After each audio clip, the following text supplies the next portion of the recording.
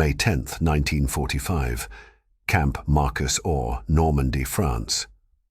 Obergefreite Hildegard Müller stood in the processing line with 847 other German women captured during the final collapse of the Third Reich. The 23-year-old Luftwaffe Communications Auxiliary had survived 5 years of war, 3 bombing raids, and the chaotic retreat through France. She had endured hunger, cold, fear, and exhaustion, but nothing in her experience had prepared her for what happened when an American Red Cross worker handed her a bar of white soap and pointed toward the shower facilities. Perla lifted the soap to her face instinctively, a gesture she hadn't made in over 2 years. The scent hit her with physical force, clean, pure, uncomplicated. It smelled like soap actually smelled, not the ersatz mixture of clay, ash, and chemicals that Germans had been using since 1943. The smell triggered memories from before the war, from childhood, from a Germany that seemed to exist in another lifetime.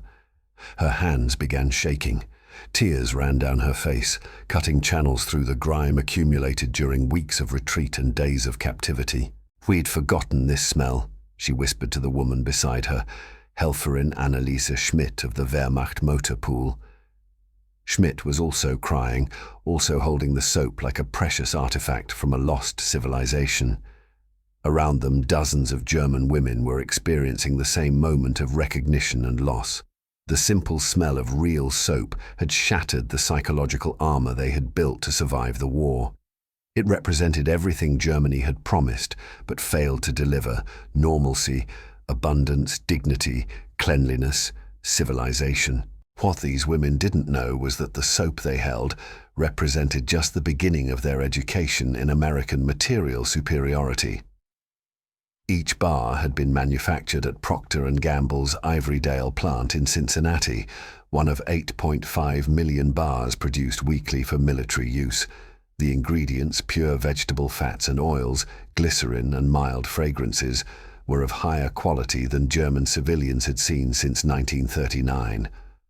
More shocking still, these soaps were considered basic military issue, provided freely to all personnel, including captured enemies. Within days, these German women would discover that soap was merely the first of countless examples of American abundance that made Germany's wartime deprivation look not like noble sacrifice, but like needless suffering inflicted by a regime that couldn't provide for its people while waging aggressive war. The story of German women prisoners encountering American abundance through soap reveals truths about total war that broader narratives often miss. While men fought and died in combat, women kept Nazi Germany's military and industrial machinery functioning. By 1945, over 500,000 German women served in auxiliary military roles, operating communications equipment, managing logistics, maintaining vehicles, and performing countless tasks that freed men for combat. These weren't passive victims, but active participants in Germany's war effort, motivated by patriotism, propaganda, and the belief that German sacrifice would lead to ultimate victory. The reality they discovered in American captivity was different. Germany hadn't been sacrificing for victory, but dying from a system that couldn't match Allied material capacity. The soap they received in Camp Marcus Or represented industrial abundance Germany never achieved even in peacetime, much less during total war. Every item of American provision revealed the same truth. The United States possessed resources so vast that it could treat enemy prisoners better than Germany treated its own citizens. German women's roles in the Wehrmacht and auxiliary services had expanded throughout the war from necessity rather than ideology. The Nazi regime's official position was that women belonged in the home, producing children for the Reich. But military manpower shortages forced pragmatic adjustments. The Nachrichtenhelferinnen communications auxiliaries numbered 130,000 by 1945, operating telephone exchanges and radio networks. The Stabshelferinnen, headquarters auxiliaries, numbered 85,000, performing administrative and clerical duties. The Wirtschaftshelferinnen, economic auxiliaries, managed supply depots and quartermaster functions. Tens of thousands more served in the Luftwaffe, Navy, and various paramilitary organizations. These women received military-style training and discipline, but remained technically civilians, a legal distinction that would become important when they were captured. They wore uniforms, lived in barracks, followed orders, and faced military justice for infractions. Yet they remained classified as auxiliaries rather than soldiers, which meant their treatment as prisoners was governed by different conventions than male POWs. The Americans, pragmatic as ever, simply treated them as enemy personnel requiring processing, security, and basic provisions according to Geneva Convention standards. The processing at Camp Marcus Aure followed procedures developed for the massive prisoner influx during Germany's collapse. In May 1945 alone, over 1.2 million German military personnel entered Allied captivity on the Western Front. Processing centers like Marcus Aure operated with industrial efficiency, moving thousands daily through registration, delousing, medical screening, and initial housing assignment. For German women accustomed to Wehrmacht bureaucracy, American processing efficiency was simultaneously impressive and disturbing. It revealed organizational capability that made German military administration look amateurish. The soap distribution wasn't isolated generosity, but part of systematic hygiene protocol. American military doctrine emphasized sanitation as disease prevention, not luxury. Every prisoner received soap, towels, clean clothing, and access to hot showers regardless of nationality or military service. The Army Medical Corps had calculated that preventing typhus, dysentery, and other diseases through basic hygiene saved more lives and resources than treating epidemics after they started. Soap was medicine, and America had enough medicine to treat everyone, including enemies. The soap itself revealed American industrial capacity through its consistency and quality. Ivory soap, the brand most commonly provided, had been manufactured since 1879, using a formula that produced pure white bars that floated in water due to air whipped into the mixture. Procter & Gamble had perfected mass production techniques that made ivory soap cheaper and more consistent than handmade European soaps. The company's wartime production reached 442 million bars annually, supplying both military and civilian markets without shortages. German women auxiliaries had last used real soap in 1943, before Germany's fat and oil supplies collapsed under Allied bombing and blockade. The ersatz soap, issued by Wehrmacht quartermasters from 1943 onward, barely deserved the name.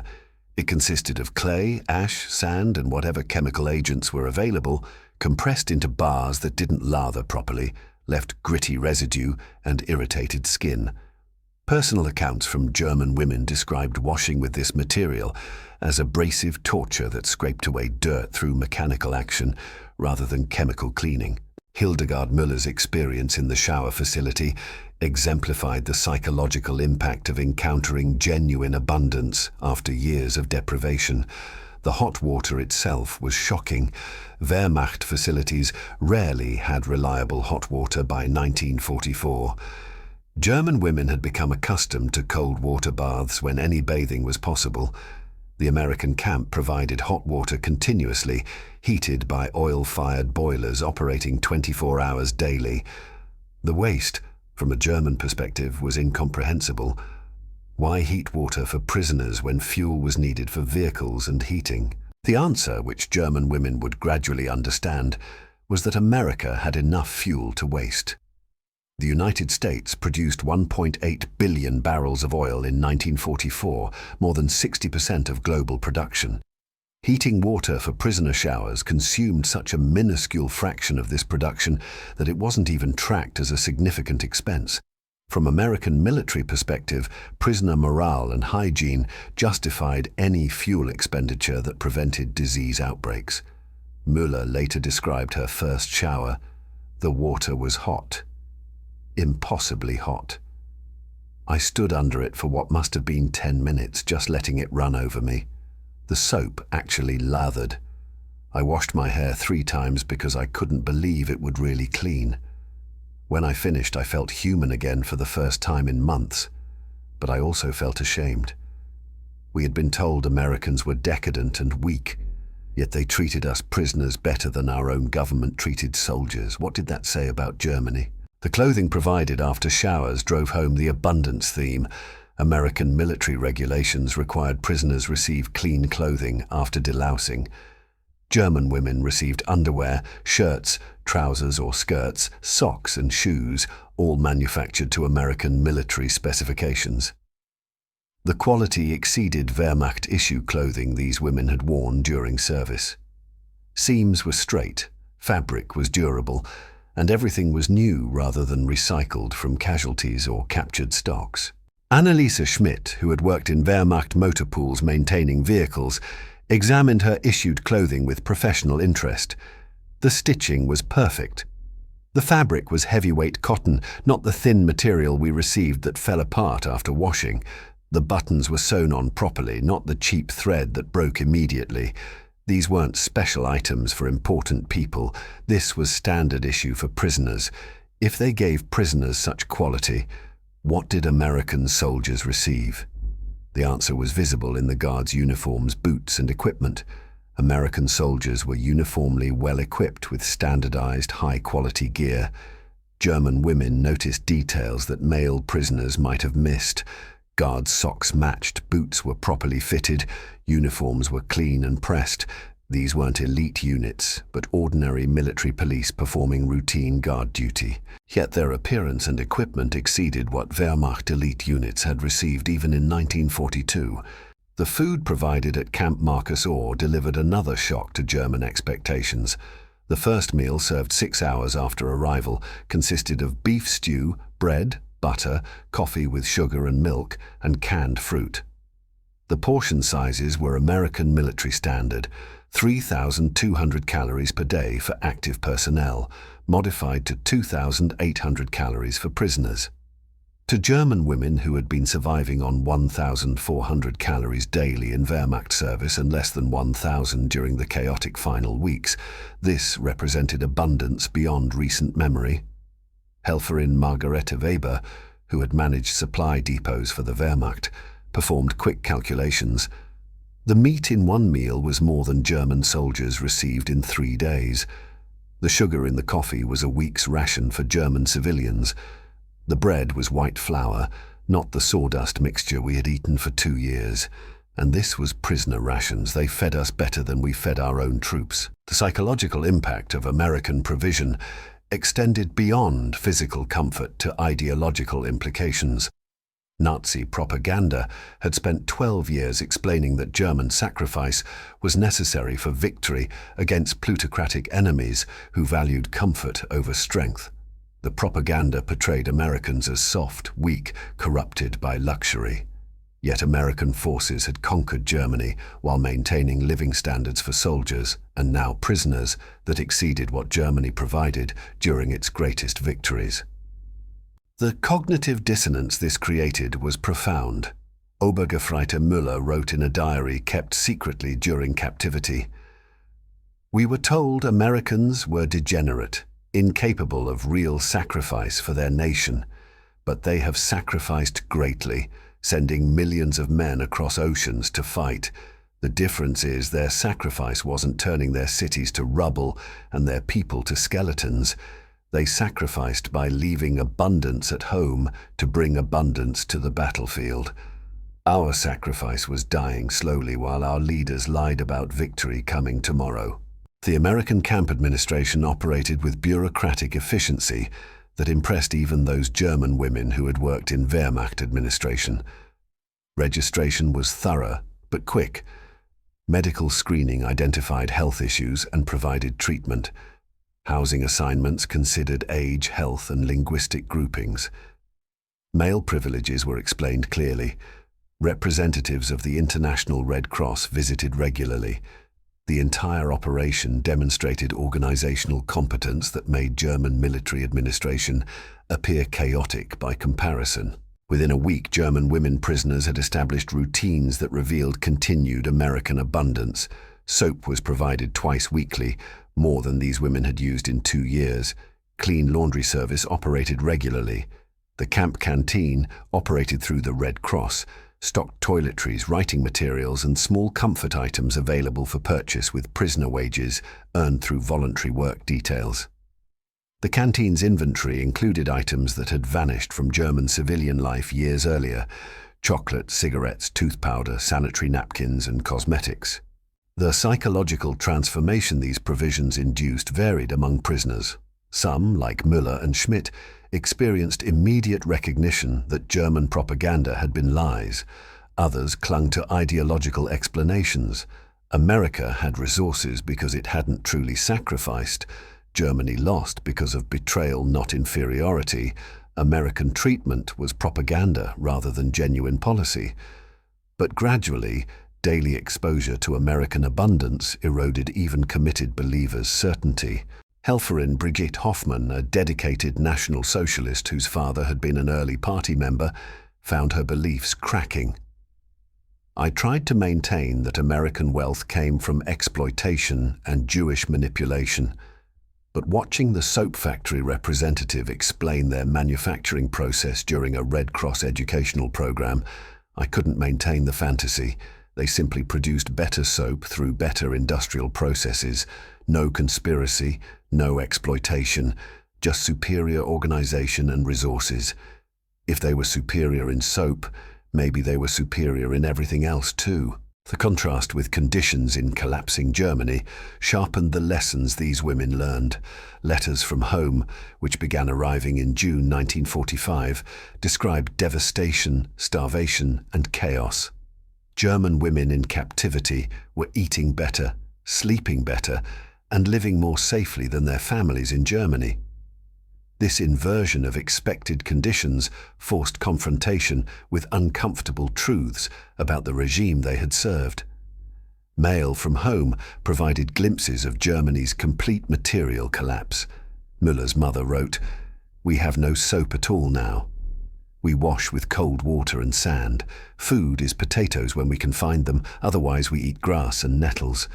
Your sister traded her wedding ring for a loaf of bread. We burn furniture to stay warm. When you write, please don't tell us about conditions there. We cannot bear to know you are better off in captivity than we are in our own country." The American camp newspaper, published in German, provided uncensored information about Germany's condition. Photographs of destroyed cities, reports of displaced persons, statistics on production collapse, all presented without the propaganda filter German women had lived under for 12 years. The contrast between reported conditions in Germany and their experience in captivity made clear that American victory meant not just military defeat, but comprehensive systemic superiority. The educational programs implemented by American authorities included mandatory attendance at screenings of concentration camp liberation footage. This proved the most traumatic element of captivity. German women, confronted with visual evidence of Nazi atrocities, faced reality many had suspected but never confirmed. The combination of horror at German crimes and shame at their complicity, however indirect, with such evil proved psychologically devastating. Schmidt described the experience. "We knew Jews were being deported. We knew there were camps, but we didn't know the truth, or we didn't let ourselves know. Seeing the footage from Belsen and Dachau destroyed any remaining pride in German service. We had supported monsters while believing we served our nation. The Americans who showed us this footage, who made us confront this truth, did so while continuing to provide soap, food, and shelter. They didn't abuse us despite having every moral right to do so. The systematic re-education program targeted not just ideology, but practical understanding of democratic capitalism. Lectures explained American industrial production, labor relations, resource management, and economic systems. German women with technical backgrounds found this material fascinating and disturbing. It revealed that American material superiority wasn't luck or exploitation, but systematic advantage in organization, innovation, and resource utilization. Weber, with her supply depot experience, attended lectures on American logistics. The speaker explained how they tracked millions of items through automated inventory systems, how they used standardized packaging to speed loading and unloading, how they had calculated optimal shipping routes using mathematical analysis. We had done none of this. We tracked inventory by hand on paper cards. We used whatever packaging was available. We shipped based on available rail cars rather than optimal routes. Every aspect of their system was superior. By autumn 1945, German women prisoners at Camp Marcus Orr had formed a community that reflected their gradual psychological transformation. Discussion groups debated Germany's future, democracy versus dictatorship, collective guilt versus individual responsibility. These discussions would have been impossible under Nazi rule, where deviation from official ideology meant punishment. Now, American authorities actively encourage such debates, believing that democratic thinking would prevent future German aggression. The transformation wasn't universal. Some women remained Nazi believers, explaining defeat through conspiracy theories and betrayal narratives. But they became minorities as evidence of American superiority and German crimes accumulated. The majority evolved toward recognition that Germany had fought the wrong war for the wrong reasons and lost not through misfortune, but through comprehensive inferiority to enemies who combined industrial capacity with democratic values. The soap that had triggered Müller's breakdown in May 1945 became symbol of larger lessons. In December, she wrote an essay for the camp newspaper. We forgot what real soap smelled like because we forgot what normal life smelled like. We accepted deprivation as necessary sacrifice when it was actually evidence of our government's failure. We believed enemy propaganda about American weakness when we should have recognized it as confession of our own weakness. The soap the Americans gave us wasn't generosity, it was simply normal provision from a nation that had resources to maintain standards even for enemies. The process of repatriation, which began in late 1945, presented German women with choices about their future. Some, having been denazified through screening and education, received priority for return to Germany. Others, implicated more deeply in Nazi activities, faced delayed repatriation and potential prosecution. The psychological preparation these months in American captivity provided proved valuable as they returned to a Germany that no longer existed in the form they had left. Schmidt's repatriation in November 1945 included reunion with her family in Hamburg. They looked like ghosts, emaciated and wearing rags. I had gained weight in captivity and wore decent clothes provided by Americans. My mother broke down crying when I gave her the soap I had saved. She said she hadn't washed with real soap in over a year. That moment crystallized everything. We had lost not just the war, but any claim to moral or material superiority. The victors were better than us in every measurable way. The broader statistical context of German women in captivity revealed systematic patterns. Approximately 45,000 German women auxiliaries were captured by Western allies during the war's final months. Another 12,000 were captured by Soviet forces, where their treatment was far harsher. The women in Western captivity received provisions comparable to male POWs, 2,800 calories daily, regular medical care, adequate shelter, and basic hygiene supplies. Mortality rates among women prisoners in American captivity were less than 0.5%, compared to 15% mortality among German civilians during winter 1945-46. These statistics revealed an uncomfortable truth. German women were safer, healthier, and better provided for in American captivity than in the country they had served. This inversion of expected conditions undermined any remaining belief in German superiority or Allied barbarity. The regime that had promised victory through racial superiority had delivered only death, destruction, and deprivation. The democratic capitalist enemies they were taught to despise provided better for prisoners than Germany provided for citizens. The long-term psychological impact of this captivity experience shaped German women's post-war attitudes. Studies conducted in the 1950s found that former women auxiliaries who had been in American captivity were significantly more likely to support democratic government, favor Western integration, and oppose militarism compared to women without such experience.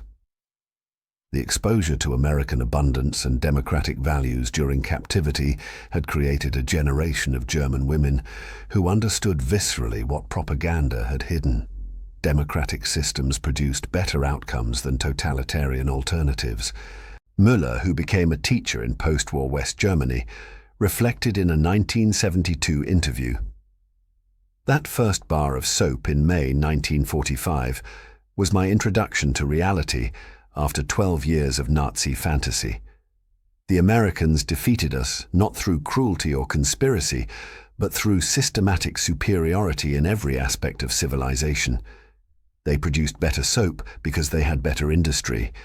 They had better industry because they had better systems. They had better systems because they had freedom. The smell of that soap was the smell of freedom, and it was beautiful and terrible because it revealed how completely we had been deceived. The story of German women POWs and the soap that shattered their worldview extends beyond individual transformation to illustrate broader truths about World War II. Nazi Germany lost not primarily through military defeat, but through comprehensive systemic inferiority. American material abundance wasn't accident or exploitation, but result of democratic capitalism's superior productive capacity. The treatment of prisoners reflected not just military policy, but fundamental values differences between systems. The comparative analysis of German versus American provision revealed disparities that explained outcomes. German soldiers in 1944 received 1,800 calories daily when supply lines functioned, often less than 1,200 when they didn't. American soldiers received 4,200 calories daily, with excess commonly wasted. German soldiers were issued ersatz soap that didn't clean properly. American soldiers received ivory soap that was higher quality than German civilians had used in peacetime. These differences multiplied across every category of supply, creating cumulative advantages that no amount of German fighting spirit could overcome. The production statistics behind soap provision illustrated American industrial capacity. Procter & Gamble, a single company, produced more soap during the war than all German manufacturers combined. The Lake Forest, Illinois plant alone produced 85 million bars annually. German soap production, hampered by fat shortages and bombing, totaled approximately 120 million bars annually for civilian and military use combined, serving a population of 70 million. American soap production exceeded 2 billion bars annually, serving a population of 140 million, while also supplying military forces and allies. These numbers represented more than industrial capacity. They demonstrated philosophical differences. American planners believed that maintaining civilian morale required continued provision of normal goods. Soap, while not essential for survival, was essential for dignity and health. German planners treated such items as luxuries to be eliminated during war.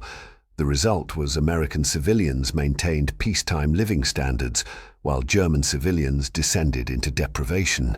When the war ended, Americans were ready to continue normal life. Germans had to rebuild from rubble. The broader implications for post-war Germany derived partly from experiences like those German women POWs underwent.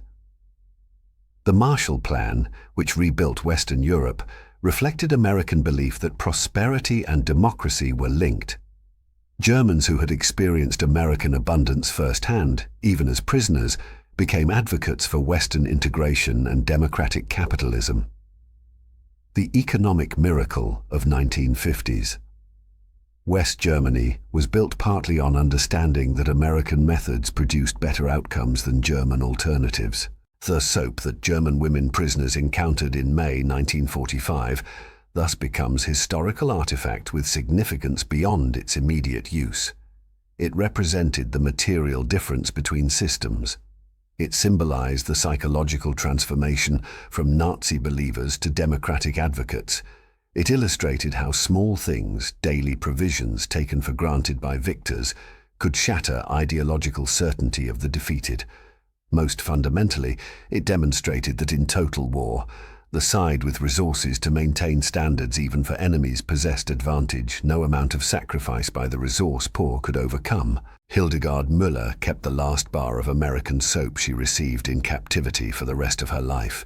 It sat on her dresser in her Frankfurt apartment, a reminder of the day in May 1945 when the smell of real soap had destroyed her faith in Nazi Germany and begun her journey to understanding what democracy and capitalism could achieve.